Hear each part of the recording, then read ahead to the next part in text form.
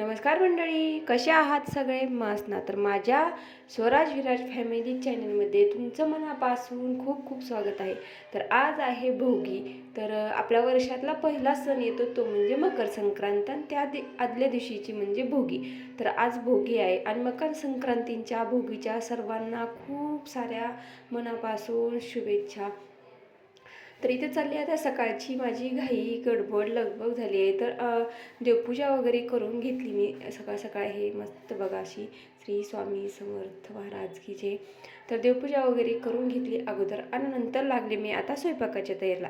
तर आज घरोघरी जो पदार्थ बनवला जातो तो म्हणजे आपली मिक्स भाजी, म्हणजे 12 मिसळीची भाजी आणि आपली ही बाजरीची भाकरी, तीळ लावून बाजरीची भाकरी बनवतात. आणि भाजीमध्ये पण आपण तिळच टाकतात. म्हणजे आज बऱ्यापैकी तिळाचे जास्त आपण पदार्थ खाल्ले जातात. तिळगुळाचे लाडू, तिळगुळाची पोळी, भाजीमध्ये पण आपण तिळाचं कूट करून टाकतो. नंतर बाजरीच्या भाकरीला पण आपण तीळ लावतो. तर तशाच प्रकारे भाज्या मी ना आदल्या रात्री म्हणजे काल रात्रीच निवडून ठेवल्या होत्या. म्हणजे सकाळी घाई गडबड नको जास्त, त्याच्यामुळे तर सगळ्या भाज्या अशा निवडून आपले शेंगदाणे सोले असतात ते निवडून ठेवले होते. आणि इथं चालले माझी आता आंबील करण्याची तयारी. तर आंबील ना आमच्यात कधीही आंबील करू शकतो, म्हणजे आम्हाला आवडते त्याच्यामुळे मी कधीही आंबील करते. तर इथं ज्वारीचं पीठ शिजवलं हे बघा. तर ज्वारीच्या पिठाची आंबील मस्त लागते, एकदम छान लागते. तर आंबीलचं पीठ मी शिजवून ठेवलं आणि इकडं भाजीला फोडणी दिली आणि नंतर आता इकडं चपात्या करून घेतल्या आणि बाजरीची आपली अशा प्रकारे तीळ लावून भाकरी. आपण ना 12 महिने बाजरी खात नाहीत, पण संक्रांतीला ना आवर्जून आपण बाजरीची भाकरी खातो. ज्याला नाही आवडत ते पण त्या दिवशी भाकरी बाजरीची खातात, म्हणजे खातात. आणि चव ही त्या दिवशी म्हणजे वेगळीच लागते. तर अशा प्रकारे बाजरीच्या भाकरी मस्त अशा तीळ लावून करून घेतल्या मी. इथं ही मिक्स भाजी करून घेतली मस्त अशी. ही मसाल्याचं वाटण करून त्यात मी ही भाजी मस्त अशी बनवली होती. कांदा खोबऱ्याचं वाटण केलं आणि त्यामध्ये ही भाजी बनवली. आणि एका साईडला मी हे ना भज्जी बनवली, कारण मला भज्जी ना खूप आवडते त्याच्यामुळं. मग मिक्स भाजी केली आणि भज्जी केली, अशा 2 भाज्या सगळा स्वयंपाक तयार झाला आहे माझा. बाजरीची भाकरी, आपल्या साध्या चपात्या, तिळाच्या पोळ्या, गोड पोळ्याही केल्या होत्या. अशा प्रकारे हा सगळा स्वयंपाक रेडी झाला होता. आता आंबील बनवली. काल लोणी केली होती, म्हणजे ताक साय होती ना, तर ते बरीच साठली होती आणि आंबीलही बनवायची होती मला. त्याच्यामुळे मी काय केलं, रात्री लोणी केली काढून आणि ताक बनवून ठेवलं. कधीही आंबील करते, असं आंबट ताक झालं होतं, मग त्याचीच आंबील तयार केली. आता लोणीही म्हटलं चला आज लगेच लोणीही आपण कडवून घेऊया, तूप बनवून घेऊया. तर इकडं ही तूप बनवायला ठेवलं मी, लोणी कडवायला. तर इकडं होत लोणी बारीक गॅसवरती ठेवलं आणि झालंच होतं आपलं तूप तयार.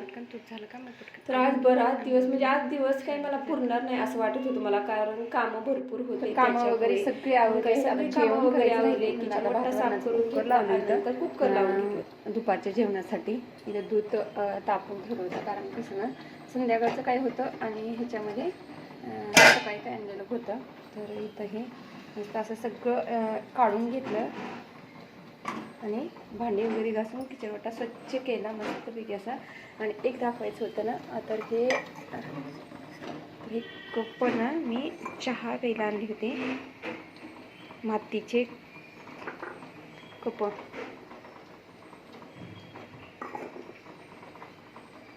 चहा पिण्यासाठी मस्त असे हे.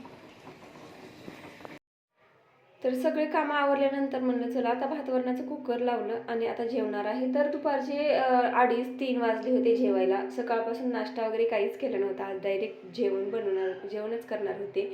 आणि काही कप होते. तर ह्यामध्ये चहा काय झालं, मातीचे असल्यामुळे आपल्याला ते पाण्यात भिजत घालावं लागतं आपल्या माठासारखे. तर तसेच पाण्यात भिजत घातले. आता जेवण राहिले, त्यावर भातवरण झालं की नंतर आता जेवणार आहे. फरशी वगैरे कपडे भांडे सगळं झालंय. चला शांत चित्तेने आपण जेवण करूया. तर आजच्या जेवणामध्ये असं हे काहीसं होतं. मिक्स भाजी, भजी, गोड पोळी, तिळाची, बाजरीची भाकरी आणि ही आपली आंबील. हे एकदम साधं जेवण आहे, पण एकदम झक्कास जेवण आहे. तर मग काय जेवण वगैरे केलं, थोडं थांबले आणि हे आमच्या इकडं परंपरा आहे चुडे बसायचे. जे काही महाग दिसतात ना ते पाटले आहेत, तर पुढे जे पिवळ्या कलरचा दिसतो ना तो चुडा आहे. तर आज संक्रांतीला त्याचा सुवासिनींना खूप मान असतो. आज आमच्या मराठवाड्यातनं चुडे पाटल्या संक्रांतीला घालतात, म्हणजे घालतातच. तसंच मग काय मी माझी मैत्रीण आली होती, मग आम्ही एकूणमेकीला चुडे पाटल्या बसवला.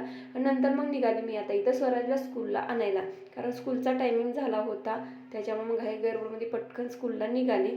तर कसा वाटला आजचा हा छोटासा ब्लॉग? आवडला असता नक्कीच लाईक करा.